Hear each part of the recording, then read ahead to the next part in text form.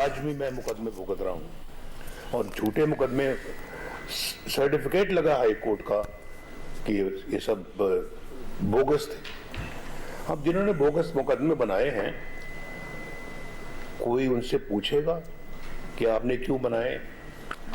ये पता लगना चाहिए कौम को, ये इन चीजों का इल्म होना चाहिए।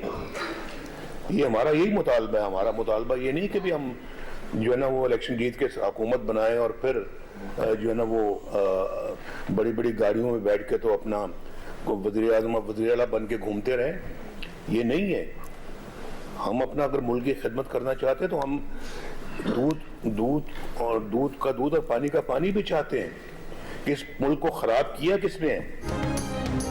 बताना होगा कि झूठे मुकदमे किसने बनाए। सिर्फ वजारत उज़्मा और वजारत आला नहीं लेना चाहते, जाली मुकदमों के जिम्मेदारों का एहतसाब भी चाहते हैं। साबिक़ वज़ीर आज़म नवाज शरीफ का दो टोक ऐलान। नून लीग की पार्लिमानी पार्टी के इजलास से खिताब में कहा, जस्टिस शौकत सिद्दीकी को जनरल फैज़ हमीद ने कहा कि नवाज शरीफ जेल से बाहर आया तो 2 साल की मेहनत ज़ाया हो जाएगी। साकिब निसार ने कहा कि नवाज शरीफ को जेल में रखना है और बानी PTI को लाना है। कौम को बताएं मुल्क में डाका किसने डाला, इस हाल तक किसने पहुँचाया। ये सब बातें मुल्क को खा गई हैं, इस पर एहतसाब होना चाहिए। बोले मुल्क पर एक खिलंडरा मुसल्लत किया गया जिसने सियासत को चमकाने के लिए रियासत मदीना का नाम इस्तेमाल किया। उसके किस्से और कहानियाँ अब कौम सुन रही है। ये किस्से कहानियाँ थीं तो चुप रहते, कम से कम रियासत मदीना का नाम ना लेते।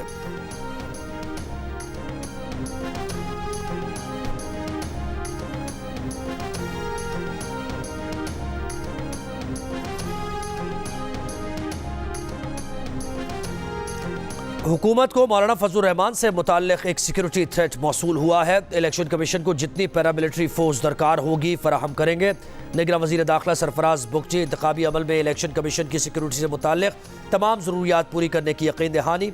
इस्लामाबाद में प्रेस कॉन्फ्रेंस में कहा, अफगान मुहाजिर हो या किसी और मुल्क का शहरी, चाहे किसी भी दस्तावेज़ पर आया हो, सियासी सरगर्मी पर बगैर वक्त लगाए डिपोर्ट होगा। पाकिस्तान में सियासत का हक पाकिस्तानियों को है। सियासी सरगर्मी में मुलव्वस 10 के करीब गैर मुल्कियों को शनाख्त के बाद डिपोर्ट किया जा रहा है।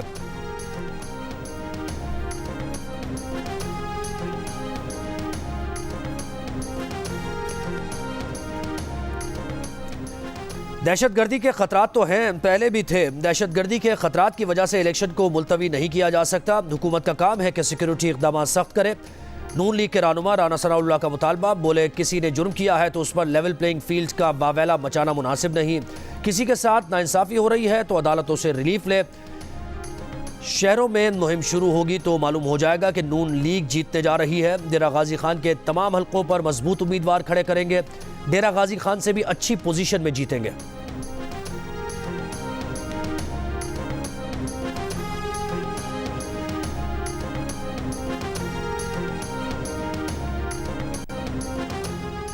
साबिक़ वज़ीर ख़ज़ाना शौकत तरीन का भी सियासत और PTI छोड़ने का ऐलान। सेनेट की नशिस्त भी छोड़ दी। जियो न्यूज़ से गुफ्तगू में शौकत तरीन की पार्टी और सेनेट नशिस्त छोड़ने की तस्दीक।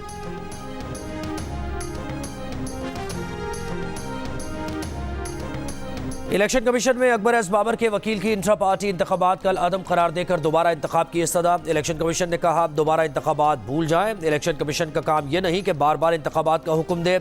एक मौका दिया था, अगर कुछ गलत हुआ तो नताइज भुगतना पड़ेंगे। दरख्वास्त गुजार के वकील ने कहा कि PTI के मरकजी दफ्तर गए कागजात नामजदगी समेत दीगर तफसीलात फराहम नहीं की गई। चीफ इलेक्शन कमिश्नर ने कहा कि आपके पास क्या सबूत है कि आपने कागजात नामजदगी हासिल करने के लिए कोशिश की। इस सवाल पर अकबर एस बाबर ने बतौर सबूत वीडियोस पेश कर दी।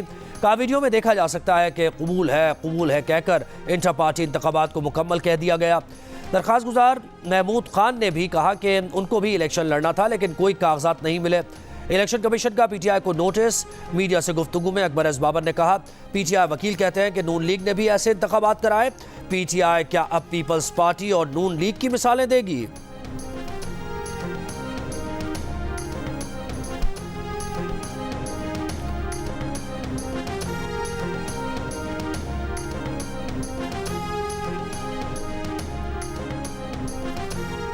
इलेक्शन कमीशन का इंट्रा पार्टी इंतखाबात का ऑर्डर गैर आइनी और गैर कानूनी था। इलेक्शन कमीशन ने 20 दिन में इंतखाबात का हुक्म दिया था, इसलिए इस पर अमल किया। बैरिस्टर अली जफर ने लाहौर हाई कोर्ट के बाहर मीडिया से गुफ्तगू में कहा कि मौजूदा चेयरमैन की तैनाती को आर्जी समझा जाए। बानी चेयरमैन नाअहली ख़त्म होने के बाद न सिर्फ PTI के दोबारा चेयरमैन बनेंगे बल्कि जनरल इलेक्शन भी लड़ेंगे।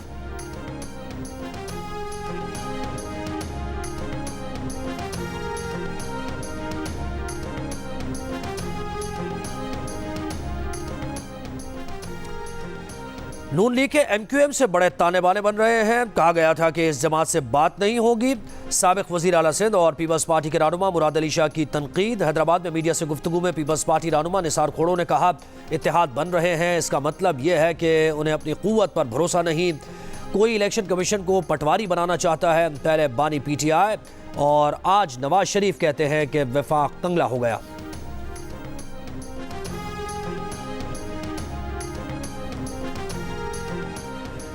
रहनुमा MQM पाकिस्तान मुस्तफ़ा कमाल कहते हैं कि MQM पहले से ज़्यादा मजबूत और मुनज़्ज़म है। पीपल्स पार्टी ने इस शहर की बेहतरी के लिए कुछ नहीं किया। पीपल्स पार्टी को आज भी लंदन के बायकॉट का आसरा है। 18वीं तरमीम के बाद मिलने वाले इख्तियारात निचली सतह पर मुंतकिल नहीं हुए। सूबाई खुद मुख्तारी के नारे से पाकिस्तान मजबूत नहीं हुआ। दुनिया चांद पर जा रही है, हमारे बच्चे गटर में गिरकर मर रहे हैं।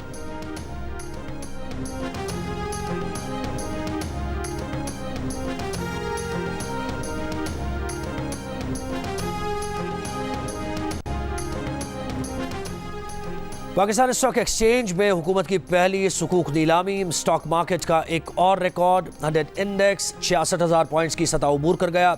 निगरान वज़ीर आज़म अनवारुल हक काकड़ ने तारीखी मौके पर रिवायती घंटी बजाकर ट्रेडिंग का आगाज़ किया। तकरीब से खिताब में कहा कि IMF मुआहदे ने सरमायाकारों का एतमाद बहाल किया। मुआशी बेहतरी से स्टॉक मार्केट सितंबर से 40% बढ़ी है। डॉलर का भाव सितंबर में 307 रुपये था, जो आज 284 के लगभग है। महंगाई की शरह कम होकर 29.3% हो गई है। इस कामयाबी में हुकूमत पाकिस्तान और तमाम स्टेक होल्डर्स का शुक्रिया अदा करते हैं।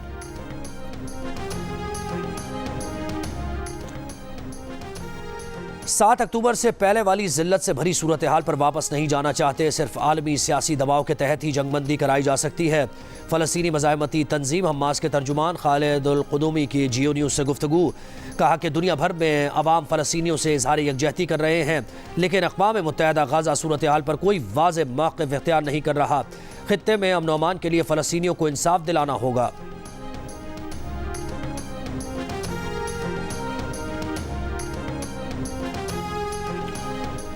कोहिस्तान के ज़िला कोलई पालस के लड़की कत्ल केस की तहकीकात।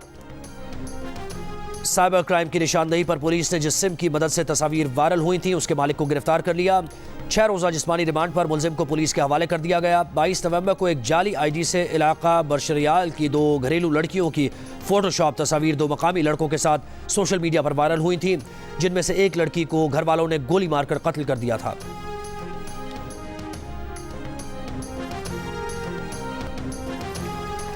और इस्लामाबाद में सिविल जज के ख़ानदान के हाथों तशद्दुद का शिकार रिजवाना की मुस्कुराहटें लौट आईं। आज स्कूल में पहला दिन, असातिज़ा और साथी तलबा ने खुशामदीद कहा। स्कूल में रिजवाना ने तस्वीर में रंग भरे। रिजवाना तशद्दुद केस में सिविल जज आसिम हफीज़ को नौकरी से बर्खास्त करने की दरख्वास्त इस्लामाबाद हाई कोर्ट में ज़ेर समाअत है।